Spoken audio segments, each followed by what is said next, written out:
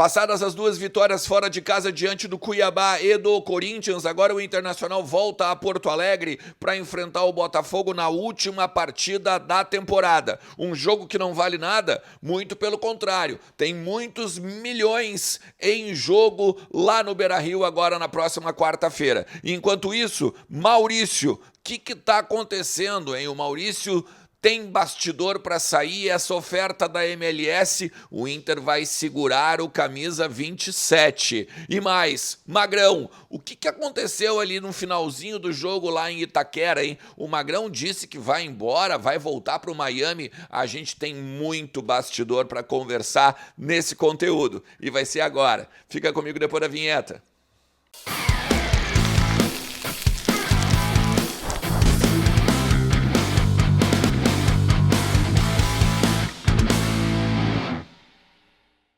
Fala Colorado, como é que vocês estão? Tudo certo? Tudo beleza? Bom início de semana para todo mundo, baita segunda-feira e vamos lá, né? Porque tá rolando ainda a última semana da temporada 2023, encerrando na quarta-feira, Internacional e Botafogo, Botafogo e Internacional no Estádio Beira-Rio. Jogo com promoção, né? Jogo com promoção pro associado do Inter. Quem faz check-in, as modalidades de sócio que faz check-in, podem levar um acompanhante. Entram de graça, por óbvio, e podem levar um acompanhante.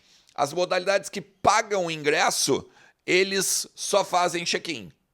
Ou seja, quem faz check-in leva alguém e quem paga não paga nada, né? Vai gratuito, simplesmente fazendo check-in lá no Mundo Colorado. Uma previsão de 35 mil no mínimo para ver aí o time do Eduardo Cudê encerrar 2024. Uma temporada que com certeza, né, poderia ter sido muito melhor, principalmente a partir do que encerramos em 2022, com o vice-campeonato brasileiro e todas as questões que a gente já falou aqui em inúmeros conteúdos. Mas daqui a pouco a gente pode engatar aí a quarta vitória consecutiva e encerrar o ano, né, num astral bacana e tentar projetar 2024 da melhor maneira. Eu, pelo menos, gosto muito de pensar que a gente pode ir mais lá na frente, né?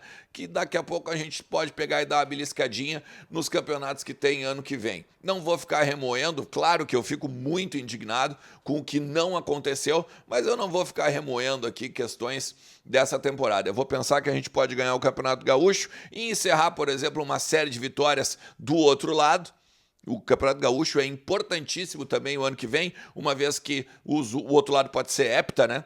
O outro lado pode ser hepta e é um feito que é bem incomum na história do Campeonato Gaúcho. Depois tem Copa do Brasil, depois tem Sul-Americana, Campeonato Brasileiro que a gente pode ir com tudo. Enfim, cara, eu sou um cara otimista, vocês me conhecem. Muita gente diz que por conta disso eu passo pano, né? Mas eu faço isso, cara, há tanto tempo, mas tanto tempo, que eu acredito no Internacional, eu torço pro Internacional, né? Eu não torço pra tese, não torço pra dirigente, não torço pra treinador, não torço pra jogador. Então, assim, pensa positivo, velho. 2024 vai ser melhor. Quero conversar com vocês sobre o seguinte, ó. O Campeonato Brasileiro tá... Eu vou botar aqui a tabela, ó. O Internacional acabou subindo mais posições, né? É o nono. E aqui, depois da Libertadores, eu sei que todo mundo tá fazendo esse recorte e alguns não gostam, né?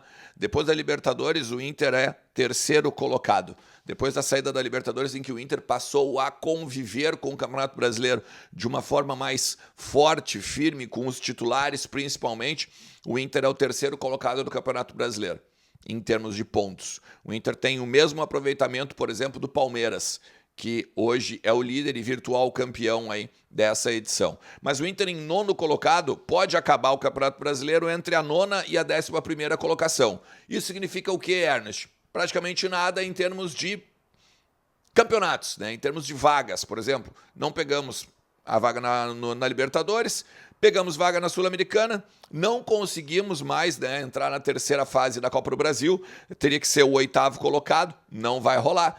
E aí o Internacional vai ter que jogar, então, desde a primeira fase da Copa do Brasil no ano que vem.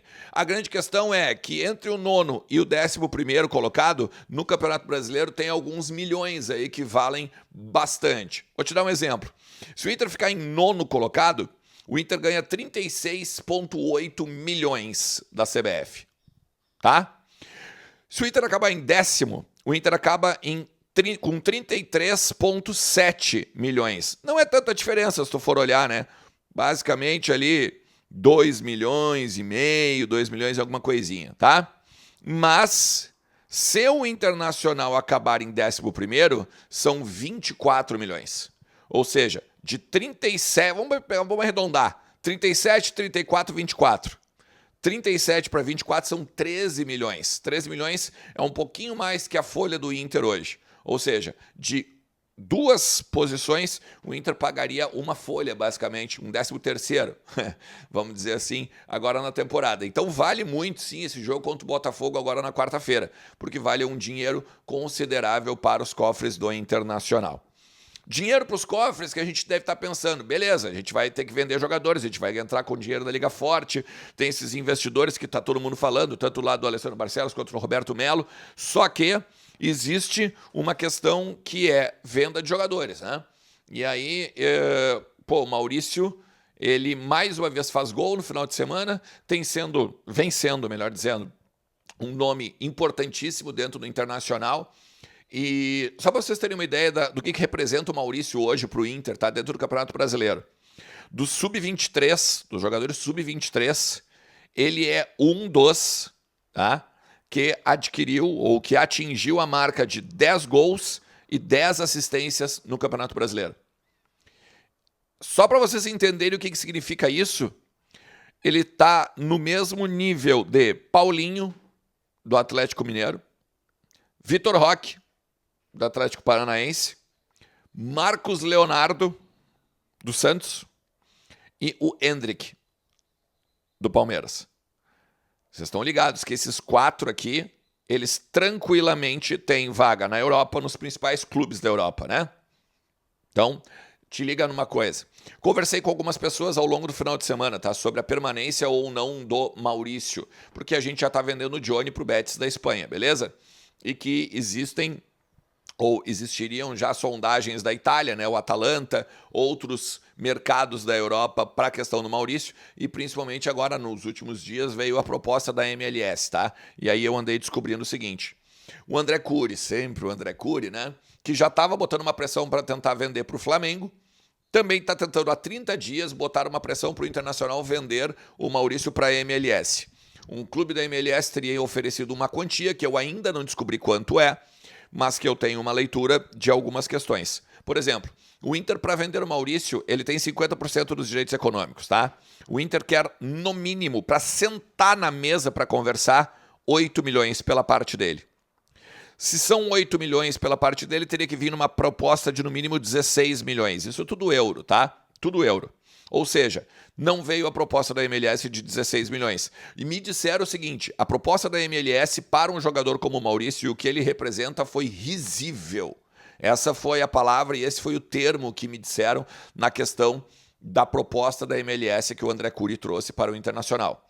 Ou seja, o Inter só conversa com alguém por este jogador por 20 milhões de euros no mínimo. No mínimo, principalmente pela ascensão que ele teve. Aí tu vai me dizer: Ernst, tem que vender o Maurício, porque no ano que vem não vai ter janela, não vai ter vitrine, como o Inter não vai jogar Libertadores.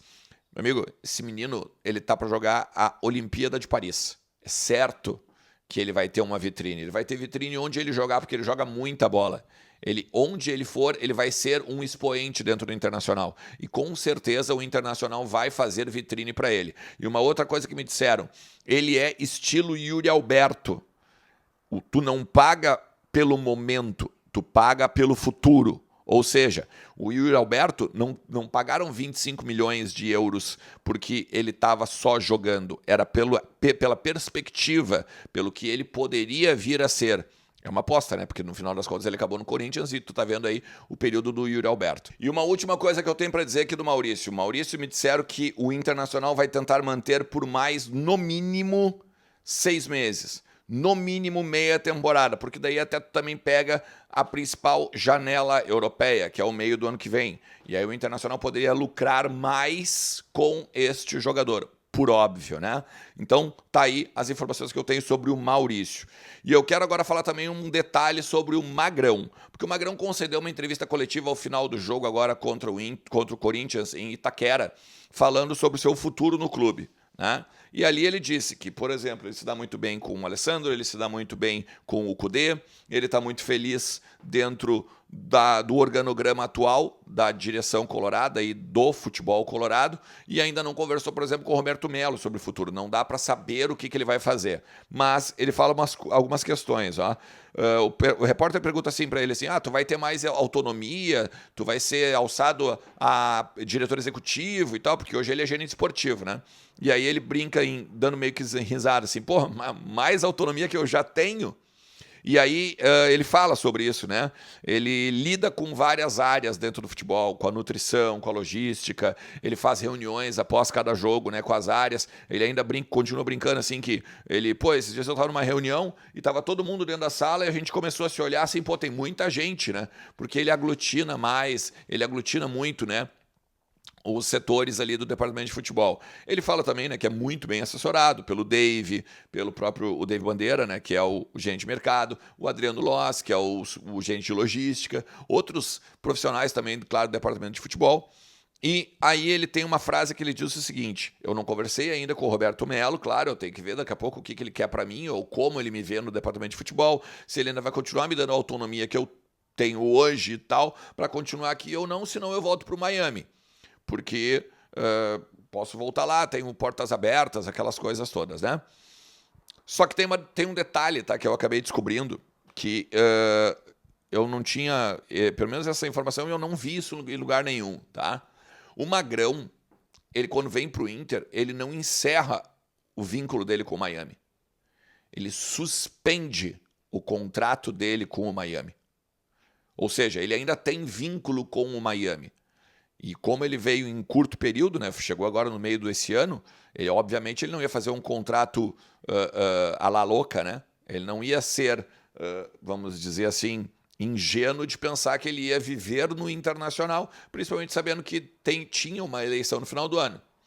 Então ele suspende o contrato lá no Miami, vem para o Internacional para fazer esse curto período que ele já está fazendo, e agora em dezembro, daqui a pouco, se o Melo chegar e disser assim para ele, obrigado, valeu, não quero ficar contigo aqui, porque eu tenho o D'Alessandro como gerente esportivo, eu tenho o Matos como executivo, eu tenho o Abel como coordenador técnico, não vou precisar de ti aqui, muito obrigado. O Magrão volta para Miami, volta para os Estados Unidos.